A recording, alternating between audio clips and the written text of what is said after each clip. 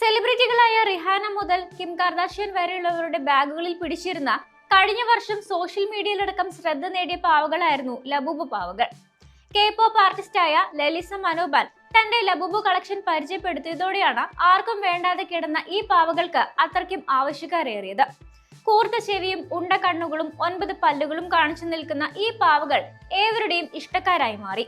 എന്നാൽ ഫാഷൻ ലോകത്തെ ഞെട്ടിച്ചുകൊണ്ട് ലബൂബുവിനെയൊക്കെ പിന്നിലാക്കിയ ഒരു കുഞ്ഞൻ റോബോട്ടാണ് ഇപ്പോൾ സോഷ്യൽ മീഡിയയിൽ താരമായിരിക്കുന്നത്.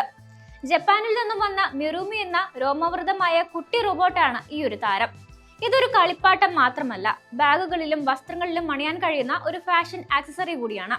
മിറുമിയുടെ കുഞ്ഞി കണ്ണുകൾ കൊണ്ട് അത് ചുറ്റുമുള്ളവരെ നിരീക്ഷിക്കുകയും അടുത്തേക്ക് ആരെങ്കിലും വരുമ്പോൾ തല തിരിച്ച് നോക്കുകയും ഒക്കെ ചെയ്യും. സ്നേഹത്തോടെ ഒന്ന് തലയിൽ തട്ടിയാൽ ഒരു പൂച്ചക്കുഞ്ഞിനെ പോലെ നാണത്തോടെ മിറുമി തല താഴ്ത്തുകയും ചെയ്യും. രോമം നിറഞ്ഞ ഒരു പൂച്ചക്കുഞ്ഞിനെ പോലെ ഇരിക്കുന്ന മിറുമി നീളമുള്ളതും വഴക്കമുള്ളതുമായ കൈകൾ കൊണ്ട് ബാഗുകളിലും പേഴ്സിലുമൊക്കെ സുരക്ഷിതമായി പിടിച്ചിരിക്കും.